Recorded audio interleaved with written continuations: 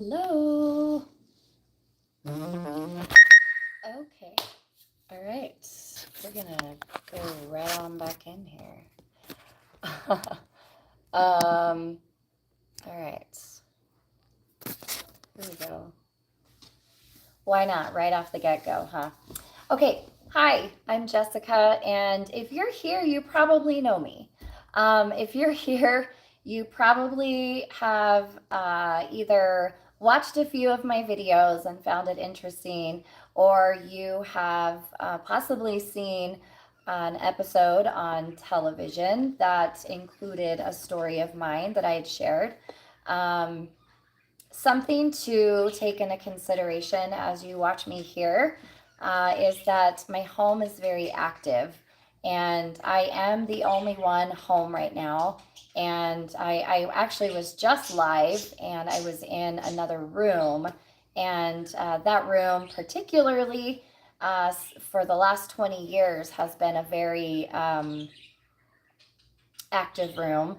But over the years, each room has its own activity. Currently, I am sitting in our living room. And so, if you notice any orbs, or you notice any shadows, or you notice anything across the screen, or if my phone moves again, it's pretty common. Like it's a pretty common thing. Um, we moved here, my husband and I, and we bought this home.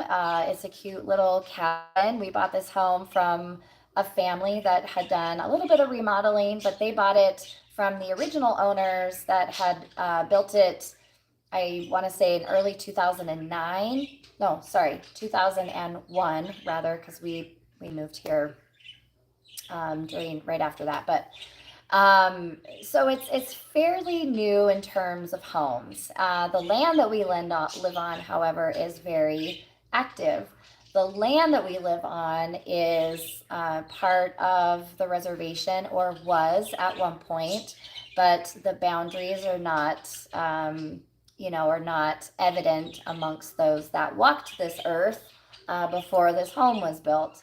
So we definitely, when we moved here, the one bedroom felt like there was just a lot of interesting energy. Maybe a little toddler. Well, probably about 5 or 6 year old a little one, and we had two little girls that we moved in here with when we first moved here, and it was just so active that my girls, rather than having their own bedroom, would share a room and use that as the playroom. Now that all of our children have been raised and they have, moved into their own homes, that room now resides as it's being renovated essentially to be my office and a guest room, but it is still very active. But again, when we first moved in here, that energy in that room specifically felt interesting, to say the least. And outside, we had this very powerful feeling that there was a Native American chief that stood in the yard facing the south, and so for a few months, when we had things that would move, or sounds, or different experiences within this particular home, I went to the people that we bought it from, and we had seen them a few times, and didn't really have a chance to talk. But at this particular conversation, my comment was, "Wow, the house is," and the guy interrupted and said, "haunted," right? It's super haunted. And I was taken aback, because I originally wasn't going to say that. I was just going to say the house is it is so beautiful. We love it. Thank you so much for selling it to us. It's our first home. It's the only home we've ever owned, because the minute I saw it, I knew that this little cabin would be ours forever. Little did I know all of the experiences that we would have in this home for as long as we did, or rather, as long as we have had up to current day.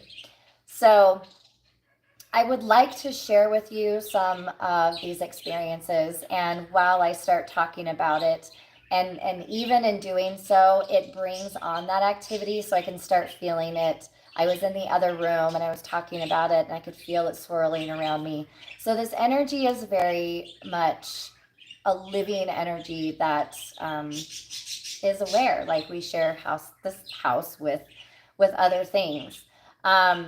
It's cleansed often. It's not negative. It's nothing dark. It is nothing that has ever caused harm. But it can be, even after nearly 20 years, it can feel slightly unnerving to, wake up in the middle of the night and have something happening, or throughout the day having sightings of things floating through the air, or something flying off the shelf, or an orb flying in front of you, and so it's interesting. But in all the years of my own investigating, I have never brought any outside investigators to investigate our home. We have had Dr. Segala, Dr. Jim Segala, who you might know if you are familiar with the television show, The Secrets of Skinwalker Ranch.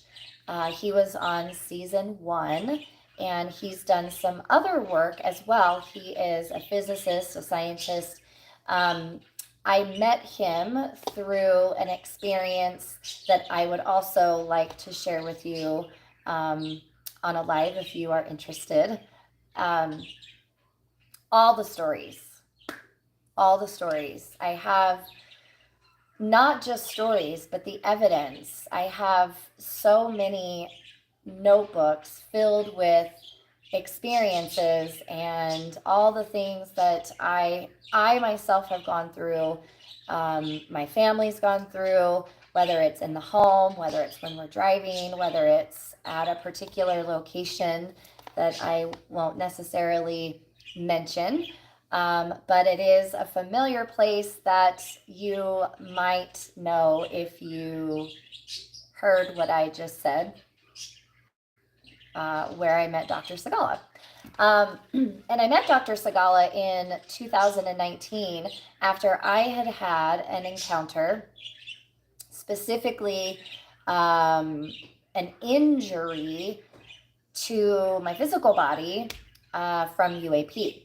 And it was consistent enough that that injury to a few others that had received that same injury, that he took on learning more about my experiences with UAP, and the people that he worked with also became interested in the fact that I had connected with UAP often, and I could really I could see them almost every day. And during between 2019 to 2022, it was a very, very active time for UAP. And I'm talking consistent daily experiences, to the point you don't even record anymore because there's so much evidence and it's so similar that you don't, why?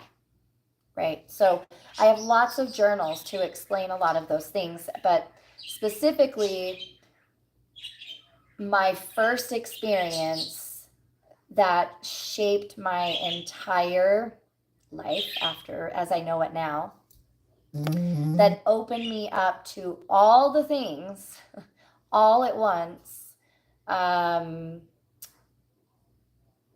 It shifted my neurological system. It also altered my immune system and created symptoms that were consistent with different ailments. And so having Dr. Segala in my life at that point was so significant because he was able to create a device that we could keep in our home just right over there, out of the way from everyday experience, everyday life. There was nothing that we had to do. There was nothing that we even could do or know how to do to impact any of the variances that he was collecting data on. So with that, for 3 years, from 2019 to just last year, he collected data from our home and was able to verify the experiences that we experienced here. A lot of the experiences is that, or rather, a lot of the experiences that we had, he could see in the different or the different sensors that he had in this device, the MUPOS device. And I remember collaborating with him, and he asked me, what are the things that if you were going to collect data, what would you imagine that to be, right? And so as he has this brilliant mind and he's working with top engineers at the DoD and other people during that time, they came up with the idea for this device. So it sat in our home, it collected the data, it blew him away, it shocked him. There were times that my experiences, I keep that in a log. As I mentioned, I have so many journals. Excuse me. I have so many journals from over the years that have so many encounters and experiences, as I mentioned. And it really will provide a lot of value to people that are studying me. And it will provide a lot of value to the cause here. And so when I go back and say, in 2018, I was approached by an investigator, a fellow investigator, to do an experiment. I didn't really know what that experiment was going to be. It wasn't for me to know. It was only for me to know that there was an important factor in that that he would know and that he would understand through his own experiments rather. I was just kind of fulfilling the part because he didn't live here where I do, which is close to this particular popular land. So my husband and I decided to go, and we took on, it was very non-invasive. It was very, innocent in terms of what it was that I was to do. And for several months in late 2018, we couldn't get to where I was trying to get because of how much snow there was. And so we tried on several different occasions. I had shoes on, or boots on. I was making my way through there. It just didn't work. I didn't really know where this particular piece of land specifically was. I knew the general area. So we tried to get where we could, but again, because the snow was heavy and it wasn't plowed, we attempted our best and it just didn't work out. So we gave up. We had to let this fellow investigator know, hey, we're going to have to try another time. We're going to have to wait until the snow isn't so deep, or when the snow melts, we can try again. And that was it. And fine and dandy. Well, as I had been driving home from my job as a teacher, I suddenly remember thinking that I had to drive a completely different direction from what I normally would drive to get home. And I wasn't going home. I was being led. So at some point I was being led in this particular direction. and I let myself go that way. I completely was in this other space, and I ended up parked at this location that's pretty popular. And I got out and I did what I needed to do right there. And I remember consciously standing there looking around going, I don't know who's watching me right now, and I feel like I am being punked. But whatever I'm supposed to be doing, here I am. And I felt so dumb standing there. And I kept thinking, what am I doing? Why am I like, what am I doing here? I genuinely want to know if there is something out there. Of course I want to know what's going on. But I don't know what this experiment's for, but I know that I'm sincere in heart. I know that I'm authentic. I know that I'm not, I have no reason to lie. I have no reason to, I'm just here by proxy, you know. And I said a few other genuine things. I made a few other genuine statements, and then I left. And that was really it. There was nothing stood out to me for any reason. So my experiment, or rather my experience for this experiment, was just I showed up. I I felt silly doing what I was doing, which was really, again, nothing but standing there. And yeah, so when I left, I reported to the investigator what I had done, what I had said. And by the time I got home, I was really in a state of experiencing something different. Like I felt different. Yeah. And that set the tone for the rest of my life. And there was a really profound experience that came the night after, during a reading that I was doing. And at that point, I began to channel, really for the first time, something that I didn't know I would be channeling as much as I do. But I channeled this Native American, and his family and his tribe and his people.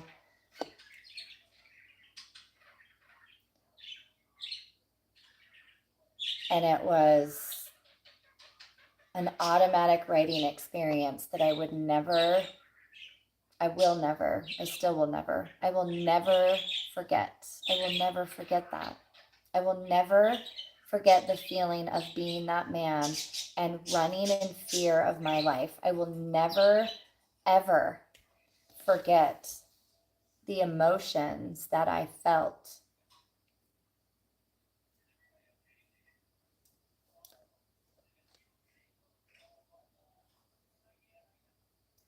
Feeling like I was losing everything, all to the sons, the sky people that they ended up later calling them. That automatic writing went on for 17 pages, but I don't recall that writing. I lived every moment of that experience. I remember the feeling of laying half in water, hiding behind a log, my half of my body laying in water and the other half injured and trying to remain still because I don't know if I'm alive or dead, but I am watching the torture and the death and the fire and everything all around me. I remember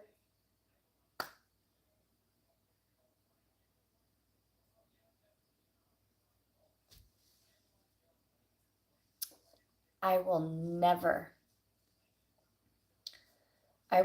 forget that. I will never forget that.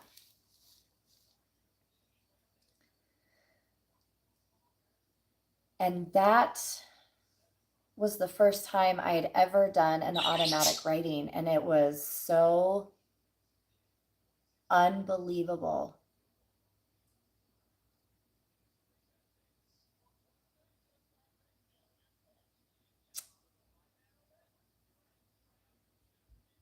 And shortly after I came out of it, and I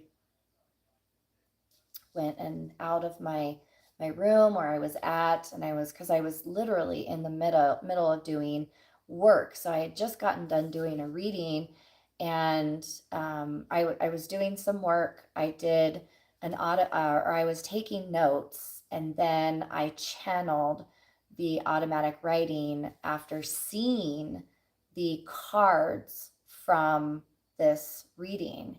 And I just, as I was taking notes from the writing, and it was so profound. And that night we had a lot of activity in the house. He showed me everything. He showed me why there are the kinds of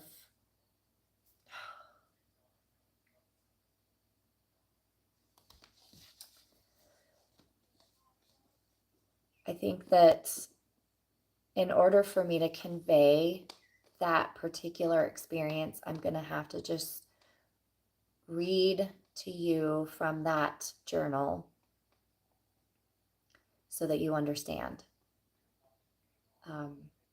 I thought that I had recorded it a few times shortly after, because it made such a huge impact on my life for months after, and I had to share it. I had to share it.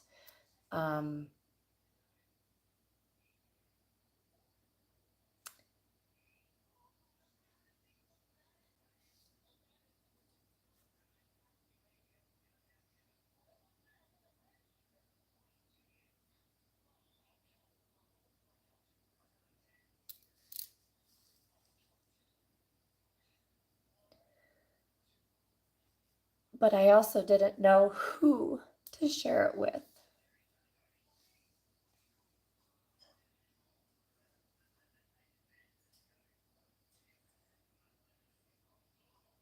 I didn't know who to share it with. I shared it. I recorded it. It's in automatic writing form. But who was I going to share it to?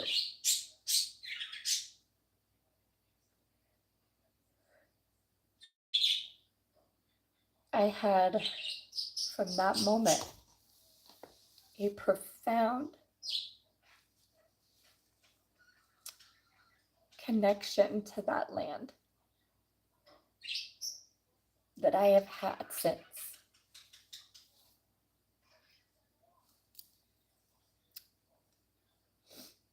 And I was told that I was chosen as the messenger. So I didn't know what that meant, but I shared all of the messages that I would receive with the people of that particular land, because that's what I thought it meant. And that's what it meant for many years. In April of that same year, 2019, is when I had my first experience with UAP and UFO. At that point, So this was 2 months later. At that point,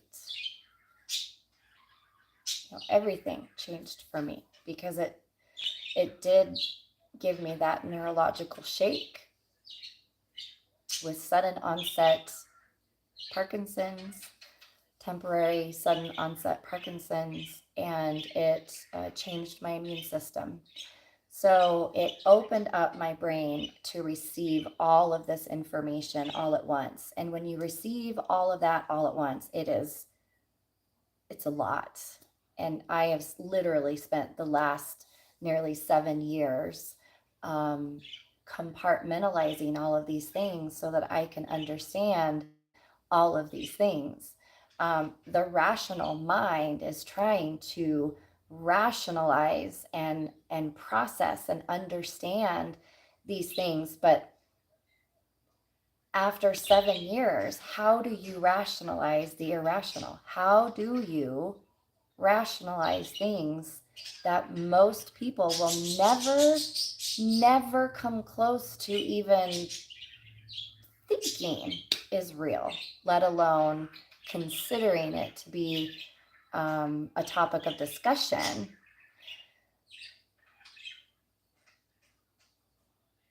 So yeah, who do you tell?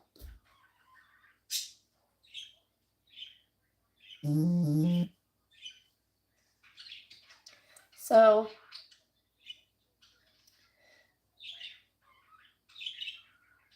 the people that I shared it with were seriously a blessing in disguise, because I knew, the investigator knew that, some of the things that had occurred, but essentially everything that I would receive message-wise never came during like a meditation or anything of me asking. It was all during a time where I might be driving or teaching or doing something completely not related to that land or to UFO or to any of the UAP or anything like that at all.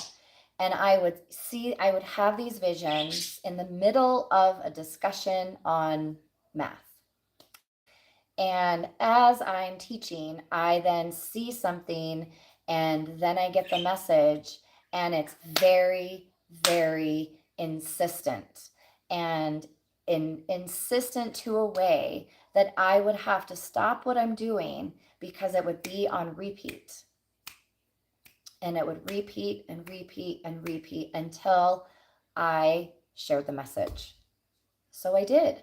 I had to share every message that I received, because I was told I was the messenger. And when I ignored it, bad things happened to who I was seeing. I mean, I guess essentially whatever I was seeing was something pertaining to a particular piece of land. And I had to ensure that that message was passed on. Because if it had to do with somebody's safety, then why would I not say that to somebody? And there were times that I didn't share it because I'm literally in the middle of doing something. I can't just stop what I'm doing and call somebody, or stop what I'm doing and text somebody. I'm literally doing my job, or I'm in the middle of driving. And it got to a point that if I ignored those things, then those things came to fruition. And I felt so awful. So the more that I would receive, I just had to share. I had to share. I would make note. I would share. I would make note. I would share. And that's it. Like I was not trying to follow up. I was just trying to do what I was chosen to do, which is to share these things.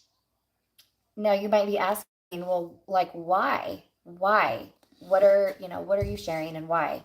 Well, I'm sharing things that pertain to this particular piece of land and what their goal is. So that's what a lot of the messages in the beginning were. But then I started to get a lot of messages that were not related to that particular piece of land, but rather to other places and to other people and to other things. And I would be called to, people's home to help clear their homes. I would be called to do investigations for other people. And, I had people that just needed me to read their energy and to help them understand the things that are going on around them, because I had so much going on around me. I was able and still am able to channel a particular entity, essentially, from Andromeda. So this was another species, essentially, another being, rather, multidimensional being from Andromeda.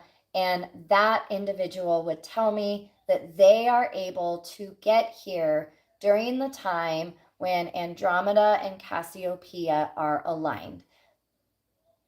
I don't know that. I don't know what that means.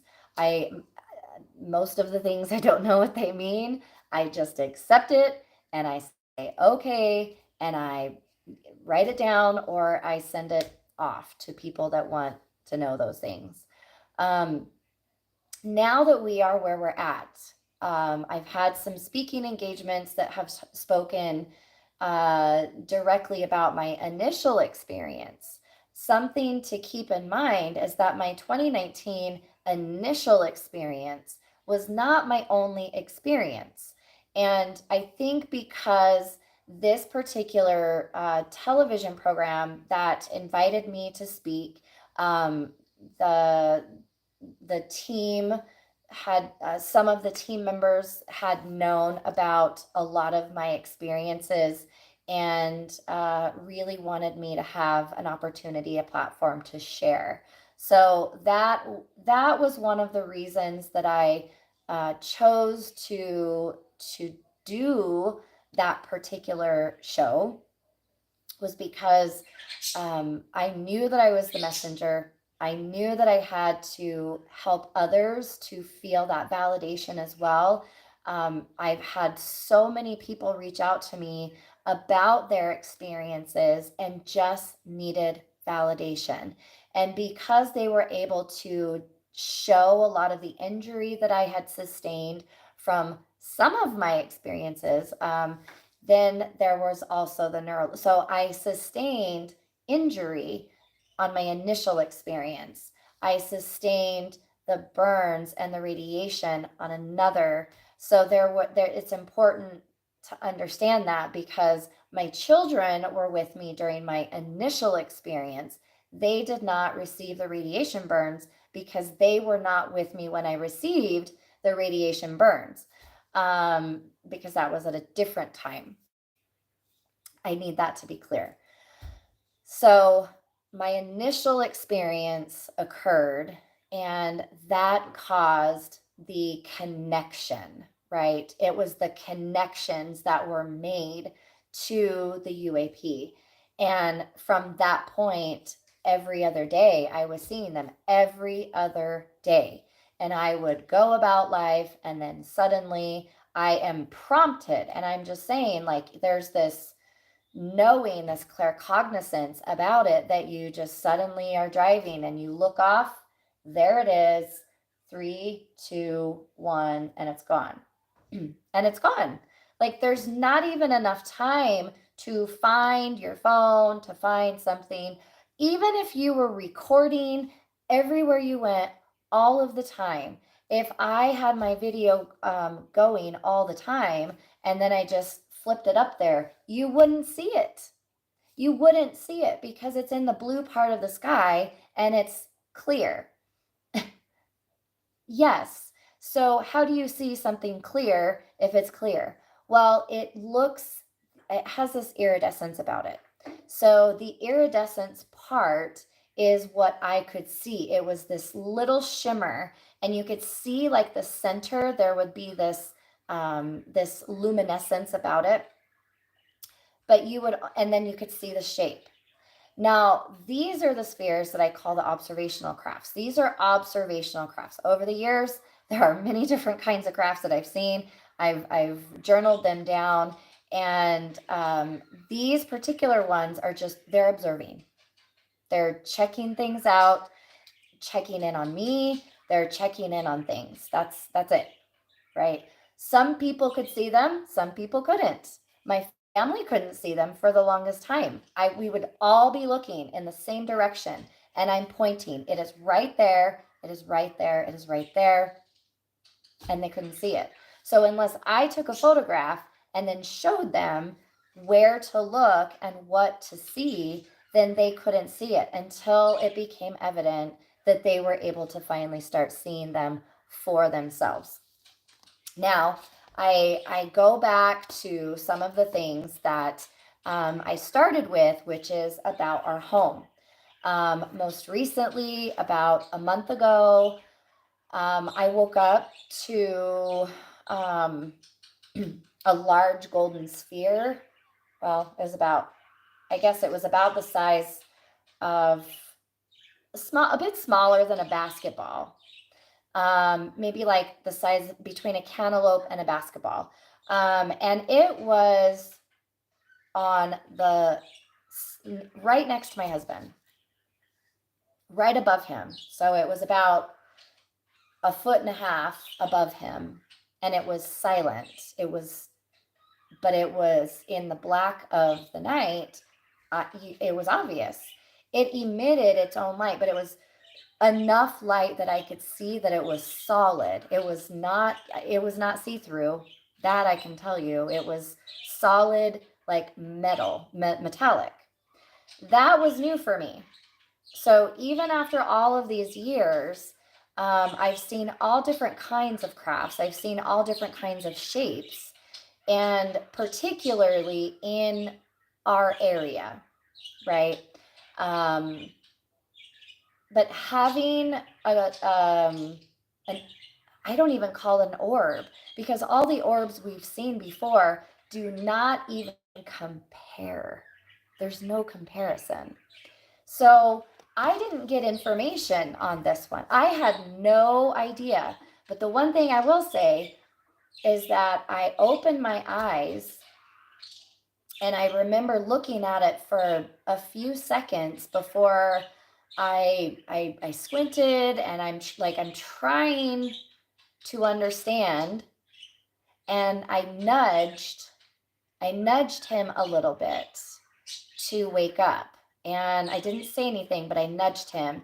And as I did, I had a couple of blinks, and then when I blinked, it was gone. It was like it didn't fly. It was just gone. So I told him, I said, there's a gold sphere above you. And he just kind of, in his sleep, he didn't understand what I was saying. So I closed my eyes. It's dark, it's silent, and I'm thinking about it. I'm like, what in the world was that? And I open my eyes again. And as I open my eyes again, I see it still in the same spot. And just as I open my eyes, we hear this sound that sounded like it could have been more female than male, but it was like a yell or I don't know. But I heard, that's what woke him up. He heard it, I heard it, but my eyes were open for the second time and saw the sphere. But as soon as he went and he sat up and said, "What was that?" It was gone. So it wasn't, you didn't see, it wasn't hovering like this eerie, there was zero movement of this thing. There was no sound, no vibration, nothing emitting off of it other than it was a gold sphere. And, you can see about a few feet off of it is how much illumination that it had. So, that was wild. That was wild. Every time it is just it's wild. And it makes you think, like, why do people not talk about this stuff?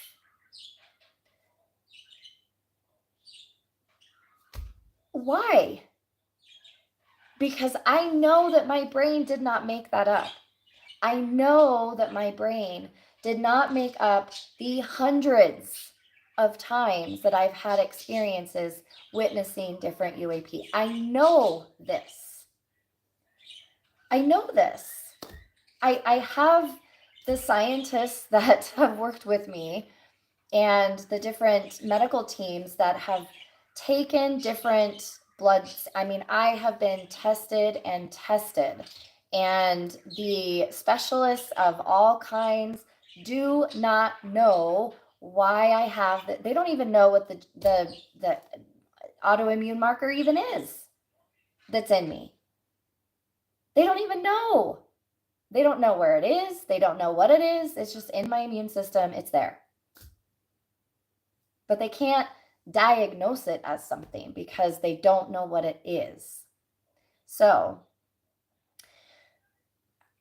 after so much attempt and, second, third, fourth opinions, at some point you just have to accept it that, there's certain people that just can't treat you for things, and that what you experience, if it has to do with your immune system, probably is not going to have anybody be able to help you. And so, it is what it is. But I will, I will say I'm very grateful for Dr. Sagala, and in fact, I'd show you the device now, but I sent it back after we closed out phase 1 of the study, the MUPAS device, and you're welcome to go check it out. I have it linked in to my profile on a few of my website, a few of my social media pages. Specifically, the most recent one that I seen Dr. Sagala on, which was with Russ Colbert of News Nation.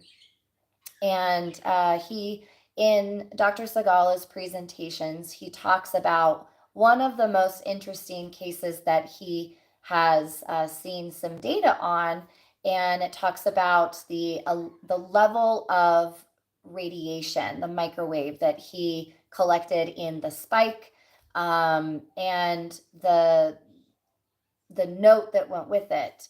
And that was from our home. That was from the night that I will, again, never forget. I remember specifically being very diligent in ensuring that I put into the notes for the hub that he has, that this is what happened. I remember slowly I was sleeping, and I remember feeling completely outer body, but I specifically cognizant. I remember my body, or my soul, my information of who I am coming back slowly into my body.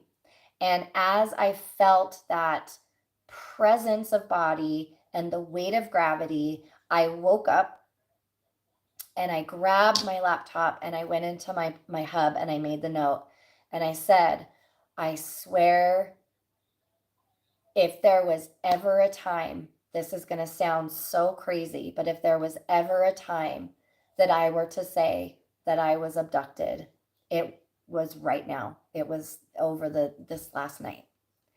I remember specifically telling him that. I remember sending him a message and texting him that. I said, please, oh my gosh, I need you when the data is available. Please review it and let me know if there's anything that you find.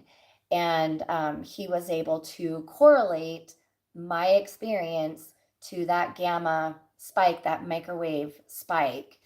And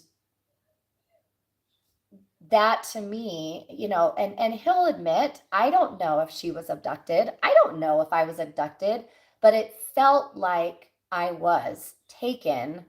I remember a hallway. I remember a curved hallway. I've seen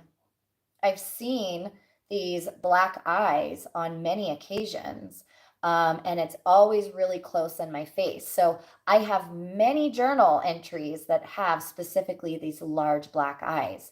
And I'm very careful to comment on different kinds of, alien type species. But I will say that the consistency of what somebody might consider to be a gray, again, I don't typically use that vocabulary. So for me to even say that out loud now is not normal for me to say, even though I've had these experiences for the last 7 years. It has been really within the last year and a half that I have been publicly talking about it. So again, I've been at different conferences, I've been on different podcasts, and I've spoken. Just again, I've shared my story on television, sort of, because a lot of editing. But I will say that it's not false.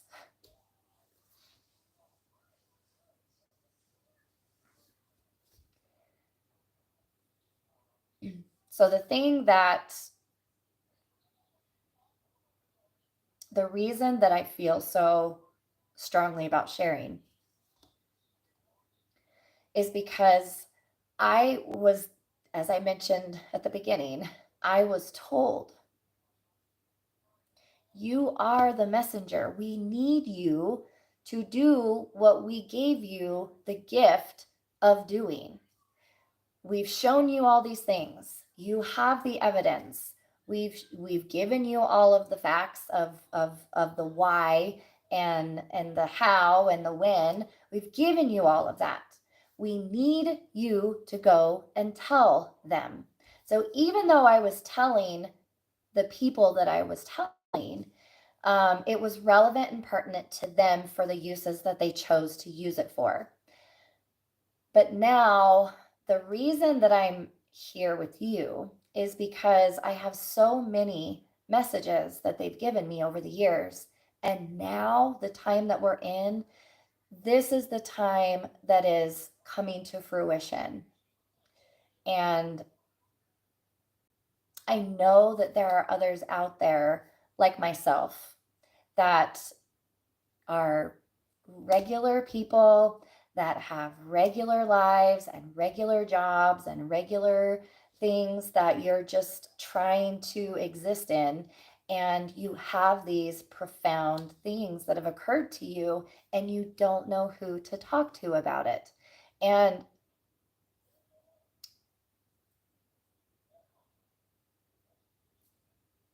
that feeling of uncertainty within yourself, of thinking that you're going crazy, um, that is a valid thing that people have reported. And had I not, I am so grateful for the people that were there for me after my experiences that I had, that I had the resources that were available. I had access to physicists and scientists and medical teams and high profile individuals in the government. I don't know how, it's not like I had connections prior, but the timing of all of it was very, um, it was validating for me, and everything fell the way that it was supposed to. There was a few things that were supposed to be in addition to that messenger experience and how it was supposed to be delivered specifically. But again, the human aspect of receiving that stuff had to also make the decision. It wasn't just me saying, listen, I had an interception from connection with UAP and also an automatic writing that told me this, and I need you to accept my word and allow me to do the work that I need to do for you. you know, and essentially, I mean, I did try that, to be fair, because again, I'm so academically, I'm like, well, I know that it happened. I shouted it from the rooftops. I literally went out and said, this is not a drill. Everybody go outside and look. There's literally something in the sky. I'm not somebody to make it up. I have no reason to. I have no reason to. So I am very grateful for the people that were there during the time that I was experiencing what I was experiencing, and it was consistent with what they were experiencing or needed to understand was happening. So I could validate for them, they could validate for me without sharing anything else. And that was a profound experience as well. And I use that term so much because it truly is profound. It is unbelievable. But it has made such an impact in my life. It has completely changed my life. And I will never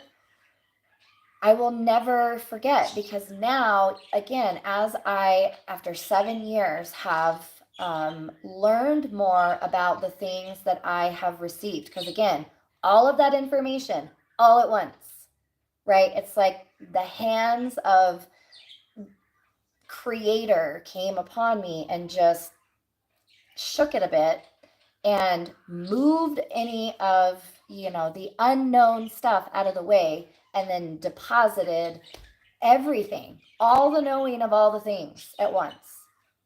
So as I am learning, I do try to share. I do try to be more transparent. I mean, you can ask me anything. But I will say the most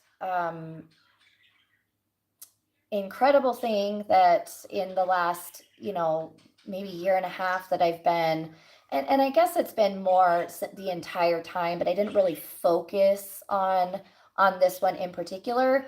But the last year and a half, 2 years, I have been doing a lot of work with my hands and a lot of healing with my hands. But not even just that. I can heal from across the world. I can do different things that essentially clear the body. I can help heal the physical body. I can help heal the spiritual body in the energetic space as well. And that's been an interesting thing to also navigate, because people have a chance to give me feedback, and they're like, wow, having a chance to remove that pain from my body, or having a chance to release that that thing that has been stuck within me, the physical changes, the purging, the healing after surgeries, helping people, right? I mean, it's you name it, and I've been able to have a part in doing that. So again, it doesn't matter whether you're in person with me. I've had people have me fly to them or move towards them so that I am close to their proximity, because it does, when you're in person, you can really feel that energy from my hands, but it's channeling that energy from that experience. So it opens up this portal within me to move that energy out my hands, out the bottoms of my feet, and I give you whatever it is that I'm supposed to give you. So it's the channeling of the healing, the channeling of messages, the channeling and connection to the UAP.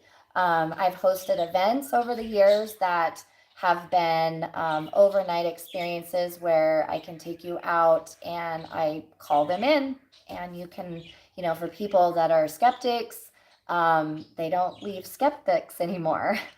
So that's been a fun thing to do. But I really am at a point now where I appreciate my journey, and where I am at now that it's been about 7 years, and I've had some time to digest a lot of it and figure out what my role is and where my role is taking me. I Like I said, I've been invited to some incredible conferences, some UFO conferences, and topics of discussion. I've done some really great things on Reddit and some podcast calls. My story's been featured in some books that I'm really grateful that people want to hear, they want to listen. And again, my initial experience was, and I say it like that, it's not I had an experience, it is my initial experience is what changed my life.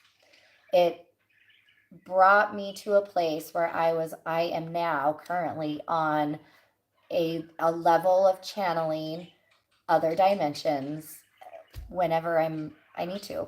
So if that's something that you're interested in, I do have some openings in which this was not meant to be like that, but I do have some time in 2015 that I look forward to be able to sharing some more speaking engagements and to do some in-person events and to bring some of my evidence to you, to show you some of the things from my journals.